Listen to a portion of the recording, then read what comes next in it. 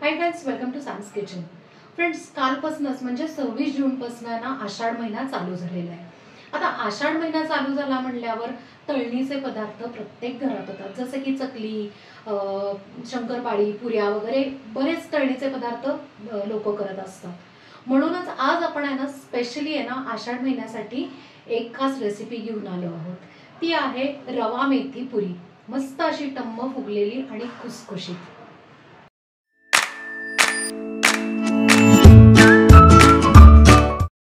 आषाढ special रवा मेथी पुरी करण्यासाठी ना आपण एका बाउलमध्ये बारीक रवा घेतलेला आहे. आपण हे जे 2 बाउल आहेत ना तेवढं प्रमाण घेतलेलं आहे. त्यात आता अर्धा बाउल मैदा. इथे मी ना फ्रेश मेथीच्या ऐवजी ना कसुरी मेथी वापरली. ती थोडीशी अशी चुरून आहे ना ह्याच्यात घालूयात. मी अंदाजे ना एक 2.5 ते 3 चमचे घेतलेली आहे इथे मेथी.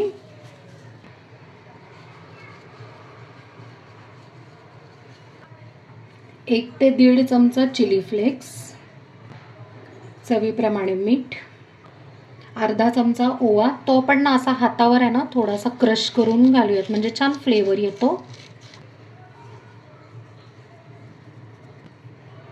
चिमूटभर साखर, 1 चमचा काळी मिरी पावडर, थोडीशी जाडसर अशी मी आहे ना वाटून घेतलेली आहे. 2.5 ते 3 चमचे वितळून घेतलेलं साजूक तूप. फक्त वितळून घ्यायचंय, अजिबात गरम घालायचं नाही. जे आपलं रूम टेम्परेचर असतं ना तर ते घालायचंय. आता आपण हे सुकं जिन्नस आहे ना सगळं मिक्स करून घेऊया. सुकं जिन्नस आहे ना मिक्स करून झालेला आहे. हे प्रोसेस ना करण्याची काय गरज असते माहिती का, की आपण जे तुपाचं मोहन घातलेलं आहे तर प्रत्येक रव्याच्या कणाला आहे ना तूप लागावं यासाठी. आणि ह्याच्याने काय होतं, आपल्या ज्या पुऱ्या आहेत त्या खुसखुशीत होतात. आता आपण पाण्याने आपण आहे ना भिजवून घेऊयात हे पीठ. आपण भिजवून घेतलेलं आहे. अगदी जरासा ना किंचित आहे ना घट्ट भिजवून घ्यायचंय. आता रवा मुरण्यासाठी आहे ना आपल्याला अर्धा तास हे झाकून ठेवायचंय. बरोबर अर्धा तास झालेला आहे. आपण आता चेक करूयात. येस, आता इथे ना थोडंसं तुम्हाला आहे ना घट्ट वाटू शकतं पीठ, पण काय करायचं आपल्याला 1 2 ते 3 मिनिटं छान मळून घेऊन हे पीठ आहे ना सॉफ्ट करून घ्यायचंय. मस्त आपण आहे ना 2 मिनिटं छान मळून घेतलेलं आहे. आता आपण आहे ना पुऱ्या लाटायला घेऊया. आपण ना अगदी पेढ्या एवढा आहे ना गोळा घेतलेला आहे आणि आता आपण पुऱ्या लाटून घेऊया. अजिबात ना जाडसर लाटायच्या नाहीत, किंचित पातळ लाटायच्यात, कारण रवा आहे ना त्यामुळे त्या नाहीतर घट्ट होऊ शकतात ना, म्हणून. पुरी आपण लाटून घेतलेली आहे, किंचित पातळ लाटलेली आहे. आता आपण ना अजून पुऱ्या लाटून घेऊया. आपण पुऱ्या लाटून घेतलेल्या आहेत. आता आपण तळायला घेऊया. पुऱ्या तळण्यासाठी आपण आहे ना कढईत तेल तापवून घेतलेलं आहे, मस्त कडकडीत तापवले. आणि मी गॅसची फ्लेम जी आहे ती मीडियम ठेवली आणि मीडियमच ठेवायची सगळ्या पुऱ्या तळूस तोपर्यंत. कारण होतं काय, मग सारखं ना गॅसची फ्लेम जर आहे ना कमी जास्त केली तर मग पुऱ्या ज्या आहेत त्या चिवट होऊ शकतात. बघा काय मस्त फुलली आहे ना आपली पुरी. आता आपण पुरी उलटून घेऊया.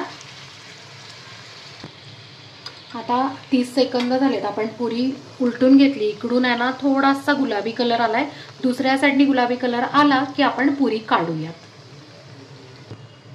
पुरी आपण उलटून बघूयात. येस, मस्त कलर आलेला आहे. आता आपण ही पुरी काढून घेऊ आणि बाकीच्या पुऱ्या पण इतक्या छान अशा खमंग तळून घेऊया. फ्रेंड्स, मी तुम्हाला पुरी ना एक उघडून दाखवते.